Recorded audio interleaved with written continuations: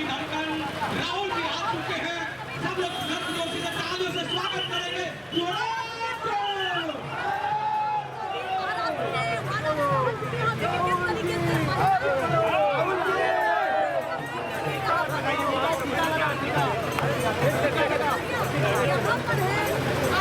राहुल जी, ये आदिवासी की भूमि है।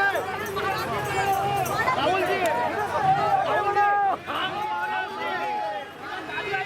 दादी आई की दादी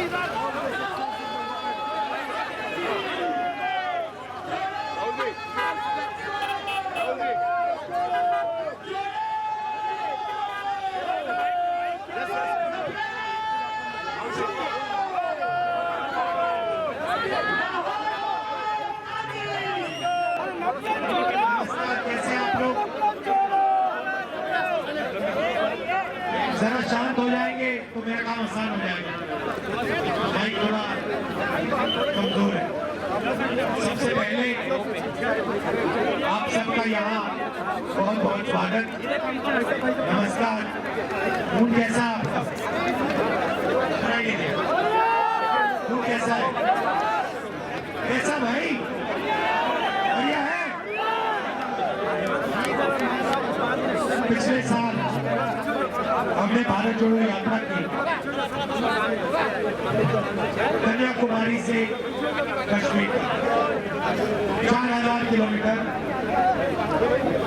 भारत को जोड़ने के लिए, और भारत के जो कमजोर लोग हैं जिनके साथ अन्याय हो रहा है, उनका जो मैसेज है उसको उठाने के लिए हमने यात्रा की।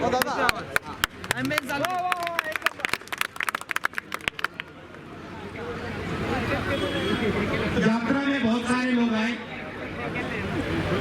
हमसे मिले और उन्होंने कहा देखिए आप भारत जोड़ो यात्रा कर रहे हो, मगर ऐसे बहुत स्टेट हैं जहां आप जा ही नहीं रहे हो। आप गुजरात नहीं जा रहे, आप उड़ीसा नहीं जा रहे, आप असम नहीं गए, छत्तीसगढ़ नहीं गए, झारखंड नहीं गए, बिहार नहीं गए, तो ये कैसी भारत जोड़ो यात्रा हुई? आपको दूसरी भारत जोड़ो यात्रा करनी चाहिए, ईस्ट से वेस्ट करनी चाहिए।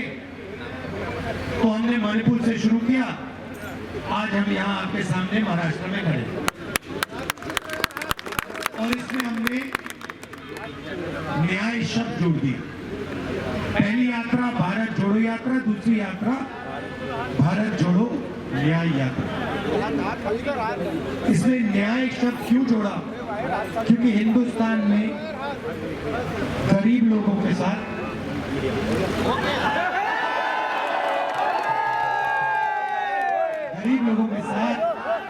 किसानों के साथ, मजदूरों के साथ, छोटे व्यापारियों के साथ,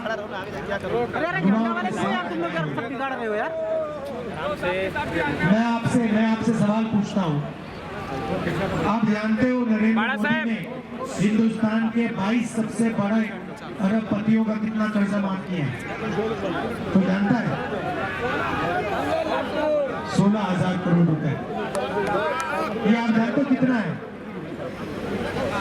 16,000 करोड़ रुपए कह दिया, इसका क्या मतलब? ये जो नंबर है ये आम आदमी को समझ नहीं आता, इतना बड़ा नंबर, ये अरबपतियों को भी समझ आता है। तो समझाने के लिए मैं आपको बताता हूं, मनरेगा में 65,000 करोड़ रुपए लगते हैं साल के। उसमें देश के सब आदिवासी, दलित, गरीब लोग काम करते हैं, करोड़ों लोगों को उसमें रोजगार मिलता है। एक साल 65,000 करोड़ रुपए चलाने में लगते हैं। नरेंद्र मोदी ने 22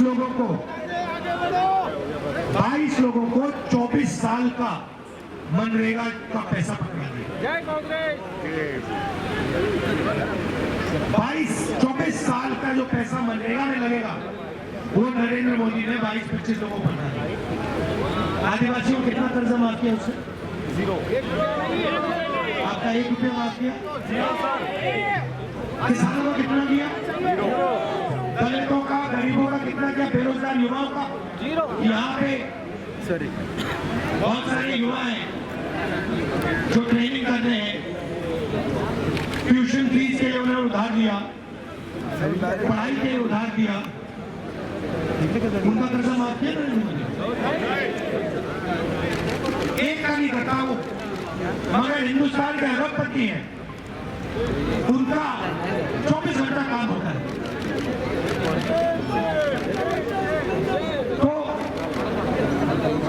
दूसरा सवाल आपसे, यहाँ पे आदिवासी लोग हैं काफी, मुझे बताओ आपकी हिंदुस्तान में कितनी आबादी है?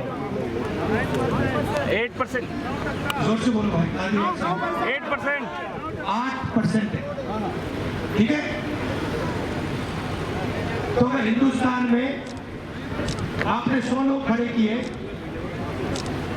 उसमें से 8 लोग आदिवासी होंगे, सही? दलित कितने हैं? 15%। 15% है। पिछड़े कितने हैं? 50%। 50%। माइनॉरिटी कितने? 15%। 15%। ओबीसी बोलो, सही बात है, सही बात है। सचमुच में ओबीसी शब्द भी गलत है। ओबीसी अदर बैकवर्ड कास्ट, इसका क्या मतलब? आपकी पहचान है तो 50% ओबीसी, 15% दलित, 15% माइनॉरिटी, 8% आदिवासी, कितने होते हैं? 50 और 15, 65 और 15, 80 और 8, 88। आपकी पॉपुलेशन, आपकी आबादी 88% है ना? तो मुझे बताओ भैया, ये मीडिया में वो कौन खड़ी है? बस है इनकी, मीडिया के जो मालिक है हिंदुस्तान के, जो बड़ी बड़ी मीडिया की कंपनी चलाते हैं, उसमें आपके कितने लोग? 0। चलो अभी सिर्फ आदिवासी की बात करते हैं। मीडिया के मालिकों में, मीडिया के जो बड़े बड़े पत्रकार हैं, जो इन्फ्लुएंसर हैं, उसमें आदिवासी कितने? 0। क्यों नहीं? क्यों नहीं चाहिए? भैया आप क्या कह रहे हो? नहीं चाहिए का क्या मतलब? आपकी सुनो सुनो, देखो नहीं, बात समझो, बात समझो। आपने कमरे में 100 लोग खड़े कर दिए, कमरे में, ठीक है? और फिर आपने कहा कि देखिए 100 में से 88 दलित, पिछड़े, आदिवासी लोग हैं। 88% पोजीशन लेंगे या ऐसे बैठे रह जाएंगे? आप अपनी शक्ति पहचानो। आपको अपनी शक्ति नहीं समझ आ रही है। जैसे ही आपने अपनी शक्ति पहचानी, देश हिल जाएगा। आपका मीडिया में एक आदमी नहीं है। एक पत्रकार का नाम बता दो, नेशनल लेवल का एक पत्रकार का नाम बता दो, आदिवासी का नाम बता दो। एक बताओ, पहले एक बता दो, नाम बता दो। नेशनल लेवल पे आप टीवी देखते हो, एक डिस्टर्ब मत करो भैया, लोग सुन रहे हैं ना, आप क्यों बात कर रहे हो? बाद में जितने नारे लगाने लगे, यहाँ पे खड़ा करके नारे लगा लेंगे, ठीक है? तो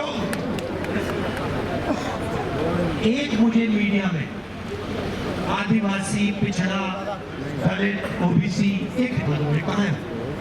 मैं ढूंढ रहा हूँ उसको। मीडिया में 24 घंटा कभी बॉलीवुड की बात होती है, सही? कभी नरेंद्र मोदी जी की बात होती है। देखो भैया, देखो समुद्र के अंदर घुस गए, पूजा कर रहा है समुद्र के अंदर। कोविड आता है, कहता है भैया मोबाइल फोन की लाइट बजाओ, थाली बजा दो। तो मीडिया में आपकी बात क्यों नहीं आती? आपका कोई है ही, आपका वहां पे कोई है ही नहीं, बात कैसे आएगी?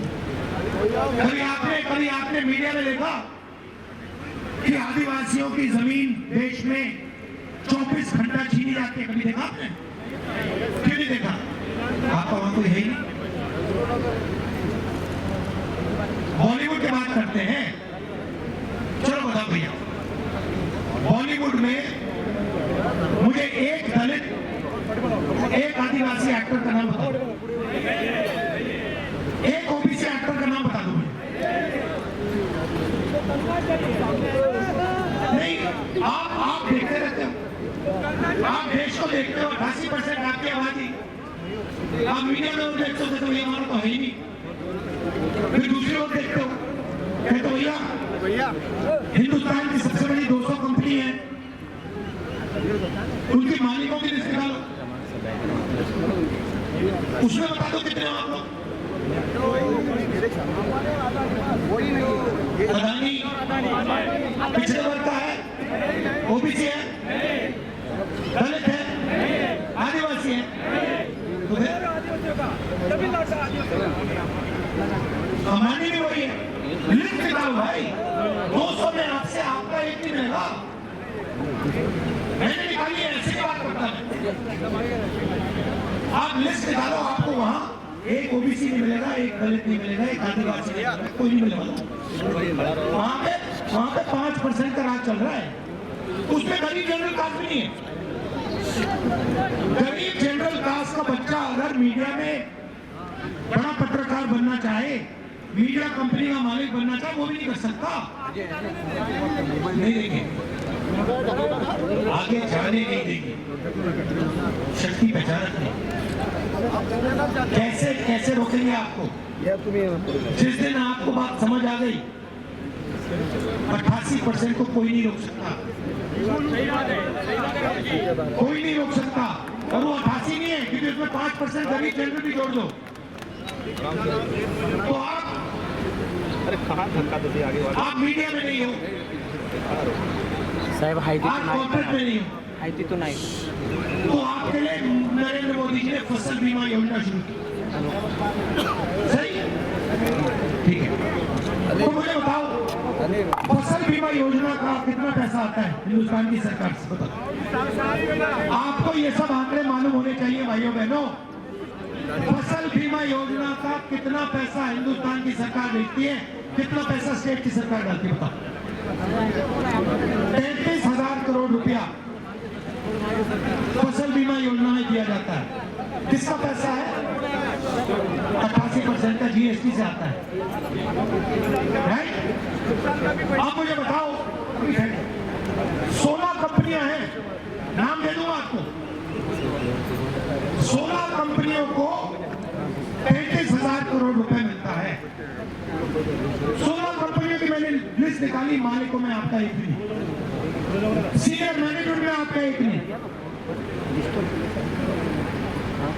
आंधी आती है, तूफान आता है, आपका नुकसान होता है, कंपनी वाले कहते हैं भैया आप जाओ, आप जानो, आपका काम जाने, हम आपको बीमा का पैसा नहीं देंगे। होता है ना? तो पैसा आपका 88% का जीएसटी से आया, गया 16 कंपनियों के हाथ में, वहां आपका एक आदमी नहीं। और जो पैसा आपके लिए भेजा था, बीमा योजना के लिए भेजा था, जब आपको जरूरत पड़ती है आपसे कहते भैया तुम हटो यहाँ से, परे हो जाओ, तो आप बड़ी कंपनियों में नहीं। मुझे बताओ, प्राइवेट अस्पतालों के मालिकों में आपकी कितने? एक भी नहीं। प्राइवेट अस्पताल चलता कैसे? चलता कैसे? किसके पैसे से चलता है? 88% से चलता है। जमीन दी जाती है, किसकी जमीन दी जाती है? 88%। आपने कभी अखबार में पढ़ा कि अदानी जी की जमीन एक्वायर कर दी गई? क्यों नहीं? हर रोज आदिवासियों के पास जाओ, कहते भाई हमारी जमीन ले ली, दलितों के पास जाओ हमारी जमीन ले ली, ओबीसी के पास जाओ हमारी जमीन ले ली। मगर अदानी की जमीन कभी एक्वायर नहीं होती, कभी नहीं। वो सबसे एक्वायर करता जा रहा है, करता जा रहा है, करता, उसी को ही एक्वायर करता। अदानी हैज उसने एक्वायर्ड। ऐसा क्या काम कर दिया, इससे क्या हो रहा है? बड़ा कुछ हो रहा है। ये देखो, ये सवाल उससे भी गहरा है। ये सवाल उससे भी गहरा सवाल है। फालतू सवाल नहीं करता।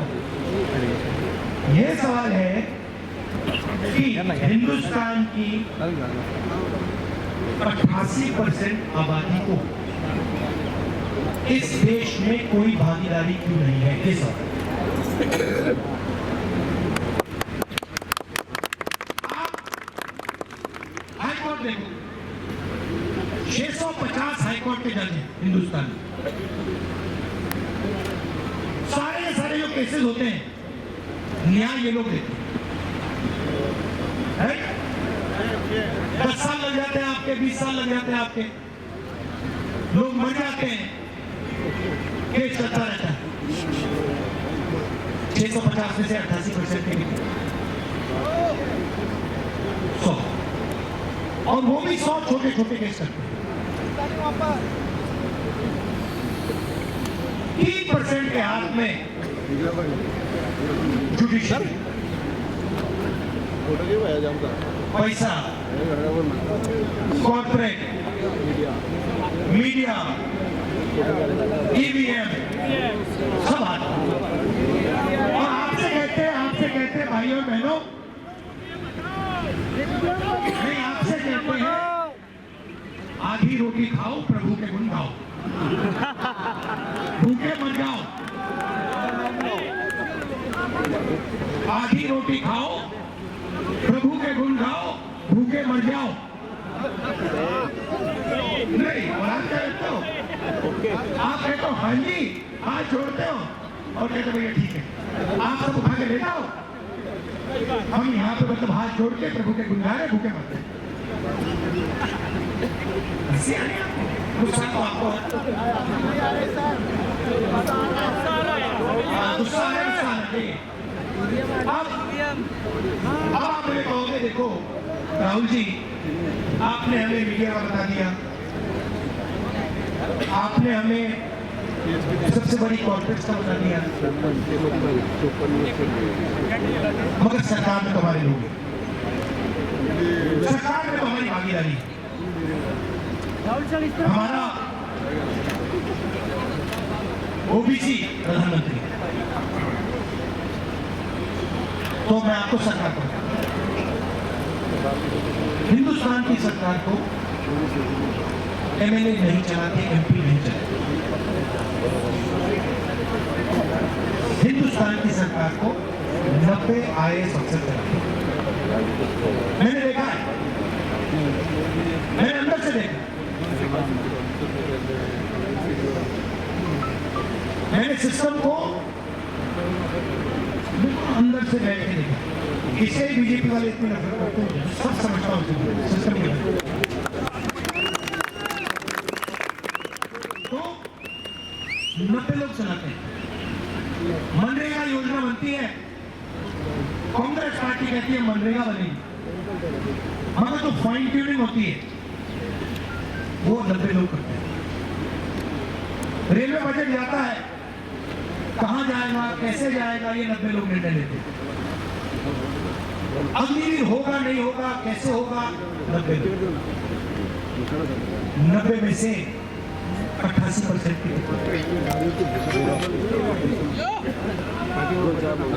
ओबीसी की 50% आपकी आबादी, दिल्ली की सरकार में आपके 3 लिस्ट दे दूंगा।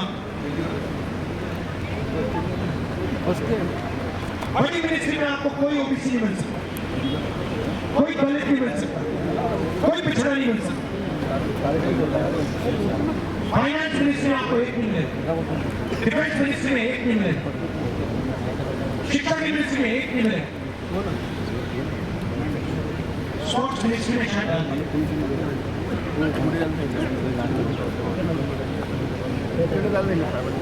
अगर हिंदुस्तान की सरकार 100 रुपए खर्च करती है, बजट में 100 रुपए खर्च होता है, पिछले वर्ष के अफसर 5 रुपए का निर्णय लेते हैं। अरे थांबा ना, आमचा फ्रेम खराब करू नका बाबा। गले तक सर 1 रुपया का निर्णय है। और आदिवासी जो 8% है वो 10 पैसे का निर्णय है। ये आपकी भागीदारी। सरकार में 100 रुपए खर्च होते हैं, आपके अफसर 6 रुपए का निर्णय लेते हैं, 6 रुपए 10 पैसे, बाकी सब 3%।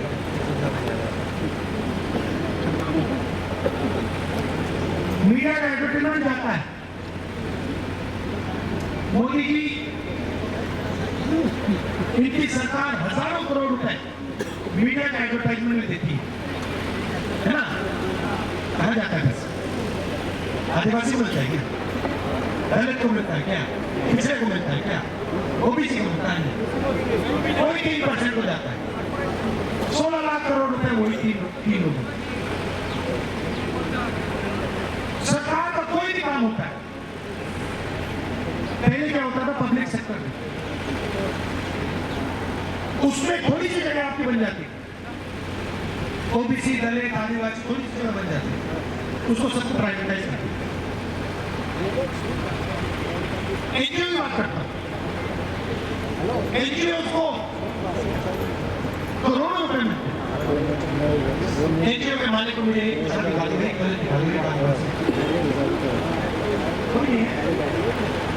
तो फिर अपने आप से पूछता हूँ ये हो क्या ना? ये 88% लोग जो देश के करते क्या? ये ना मीडिया में, ना सरकार में, ना पुलिस में, कहीं भी नहीं करते। क्या करते हैं? मजदूरी करते हैं, कभी जाग नहीं रहे। जिस दिन जाना शुरू हो गया ना, ये देश हिलना शुरू कर देगा। अभी बहुत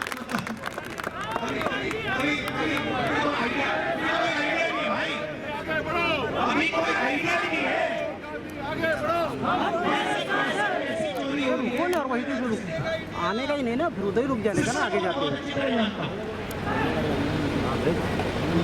किस प्रकार से 88% को लूटा जा रहा है? आप मुझे एक योजना दे दो, मैं आपको बता दूंगा इसमें ऐसे किया जाता है।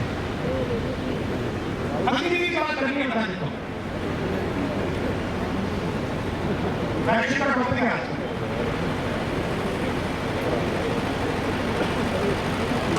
अग्निवीर क्यों हुआ, कोई बता सकता है? अग्निवीर से कोई खुश तो नहीं है ना, तो अग्निवीर हुआ क्यों? 90% लोग दुखी हैं, अग्निवीर नहीं चाहते तो हुआ क्यों? स्कैम। एक टेंशन, दूसरा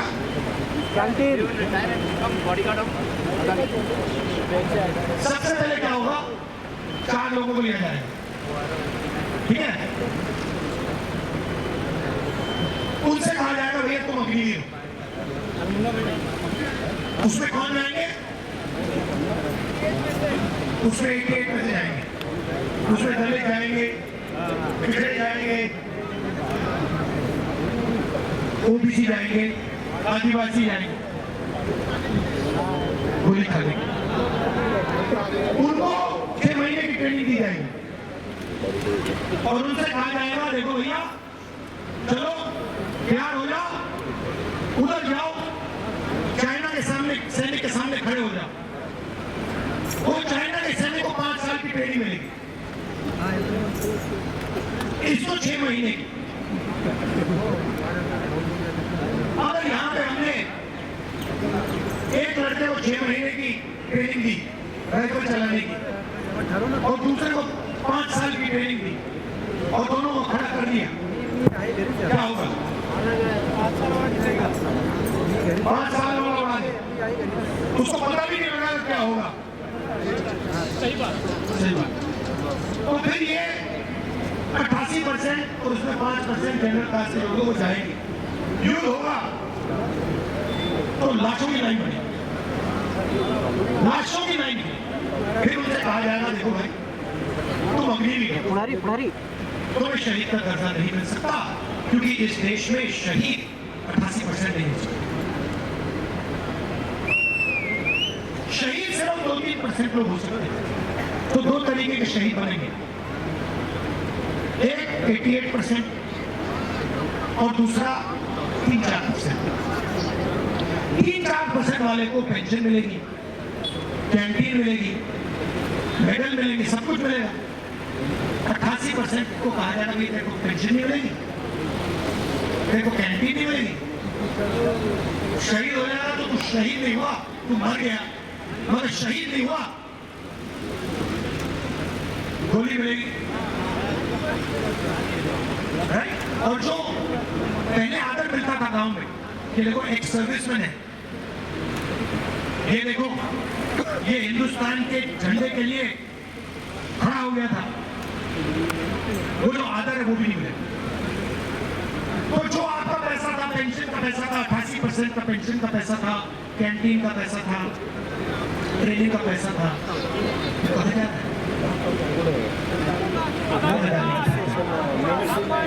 अब आप एक काम कीजिए, इंटरनेट पे जाइए, अदानी डिफेंस कंपनी को अदानी डिफेंस कंपनी खोलेंगे तो आपको दिखेगा कि हथियार भी वो बनाता है, राइफल भी वो बनाता है, पिस्तौल भी वो बनाता है, ड्रोन भी वो बनाता है, गोला बारूद भी उसका। पहले क्या होता था, पहले एचएल बनाती थी, राफेल का ये जो हवाई जहाज है ये हमने एचएल को दिया था, उसमें 88% के लोग बैठे थे। अब अदानी जी को गया एक्सपीरियंस के साथ लाखों करोड़ रुपए का कॉन्ट्रैक्ट है, सीधा गया वहां पे अदानी जी का, तब्दीली सब जाती है। और ये हर चीज के साथ हो रहा है, जीएसटी के साथ हो रहा है। जीएसटी कौन देता है? आपने ये शर्ट खरीदी, अच्छी ये शर्ट खरीदी, कितने की खरीदी आपने? ये चश्मे खरीदे, जैसे आप बिल्कुल बॉलीवुड स्टार लग रहे हो, दादा लग रहे हो, ये चश्मे कितने के थे? नहीं, ये चश्मे कितने के? नीचे करना 500, 5000 के, ठीक है, शर्मा भी बोल रहे हैं 5000 के आपने खरीदे, इसमें जीएसटी कितनी लगी आप? 28%।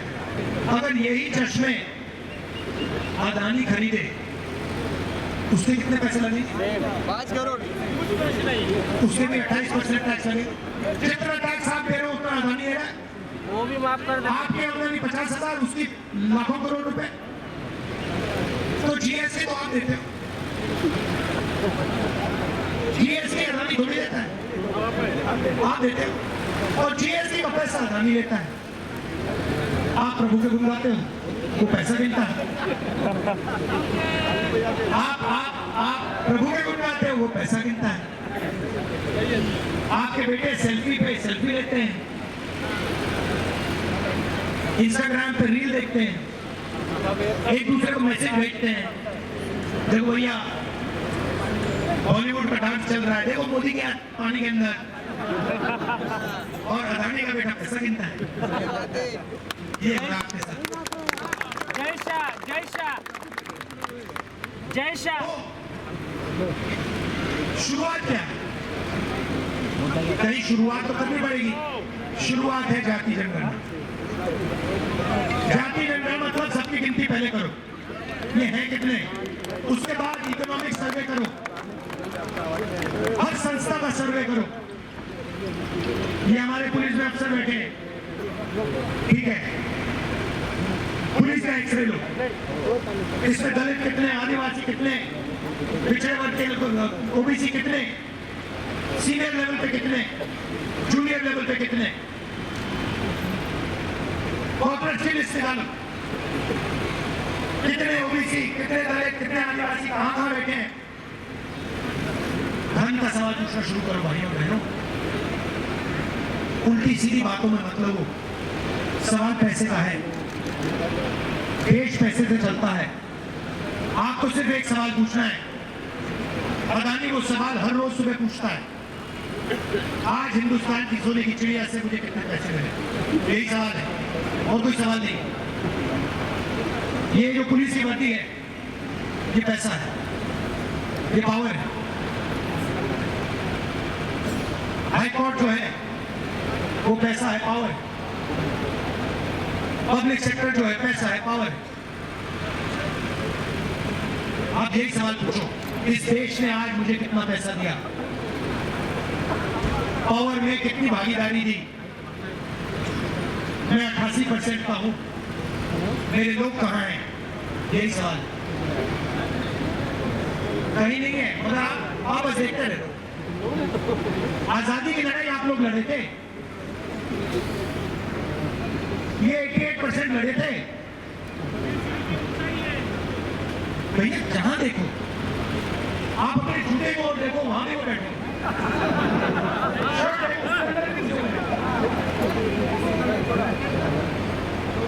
आपके बाल कटे ना, बड़ा अच्छा हेयर कट लग रहा है आपका। नहीं है बाल काटे ना, मगर जीएसटी उससे भी ले ली।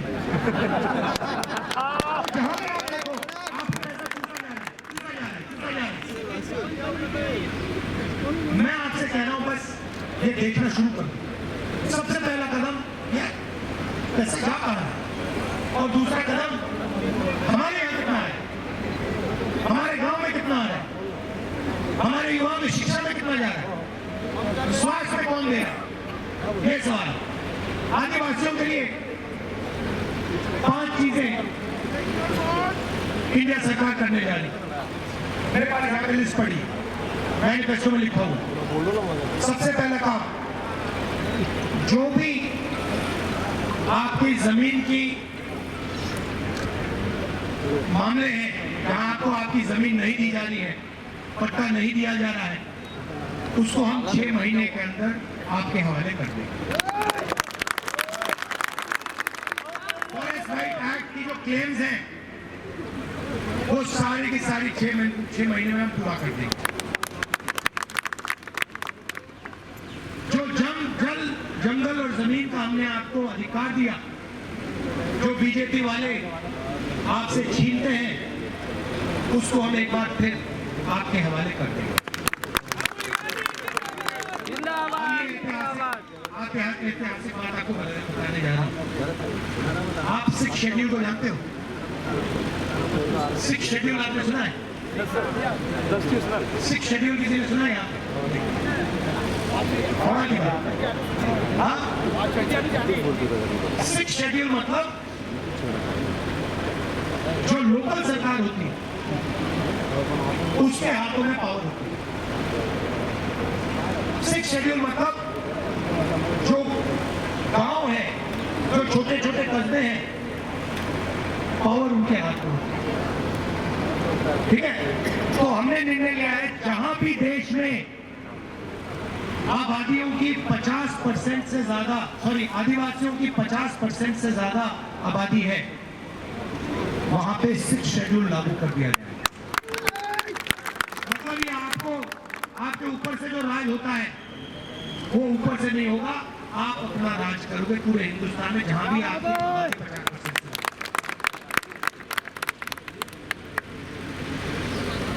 और आखिरी काम, किसानों के लिए हमने लीगल एमएसपी लागू की है, करने जा रहे हैं। वैसे ही जो आपका जंगल का प्रोड्यूस होता है, जो जंगल में उगता है, जो आप बेचते हो, उसके लिए भी हम गारंटी करके आपको मिनिमम सपोर्ट प्राइस कम से कम दाम देने जा रहे हैं।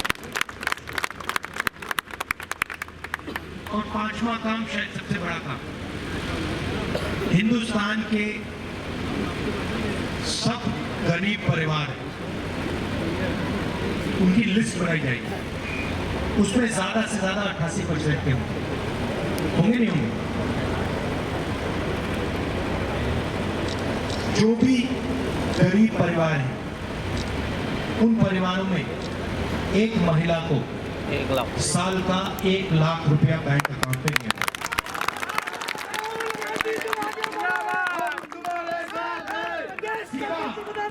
हर महीने आपका बैंक अकाउंट में पैसा आएगा।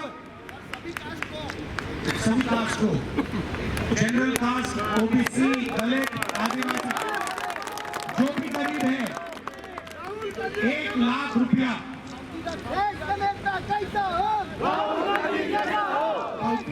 बात बोलने की जरूरत ही नहीं। तो 1 लाख रुपया देखिए क्या होता है। काम करता है, फैक्ट्री में जाता है, फैक्ट्री में काम करता है, सही बात। महिला क्या करती है? चलाती महिला बाहर जाके काम करती है, उसकी एक शिफ्ट हो गई और दूसरी शिफ्ट क्या होती है? घर को चलाती है। तो महिला डबल काम करती है। आपके जैसे जाके जॉब करती है और फिर जब आप घर आते हो, घर का पूरा काम, बच्चों का पूरा काम, स्कूल में मदद, खाना, भोजन, डबल काम करती है। उस डबल काम के लिए हिंदुस्तान की सरकार ने महिला को कभी सैलरी नहीं दी, पैसा नहीं। ये हम फ्री में नहीं दे रखा पैसा। ये मत सोचिए कि 1 लाख रुपए हिंदुस्तान की गरीब महिला को फ्री में दिया जा रहा है, नहीं। वो जो हिंदुस्तान के फ्यूचर जनरेशन के लिए मेहनत करती हैं, 7-8 घंटे रसोई में काम करती हैं, घर में काम करती हैं, उसके लिए 1 लाख रुपया उनको दिया जा रहा है।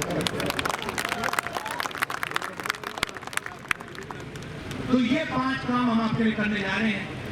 हिंदुस्तान में इस कानून के बाद आपको कोई ऐसा घर नहीं मिलेगा जिसकी आमदनी साल में 1 लाख रुपए से कम हो।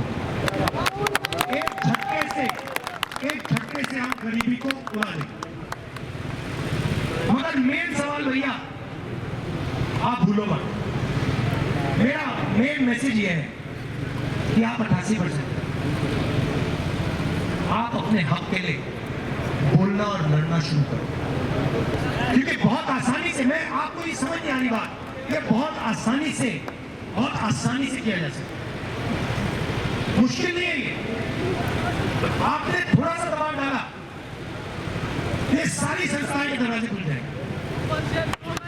हाँ, पापा शेर सो रहे हैं, पापा शेर सो रहे हैं। युवा न्याय जग जाओ भाइयों और बहनों, शेर और शेरनियां जग जाओ। धन्यवाद।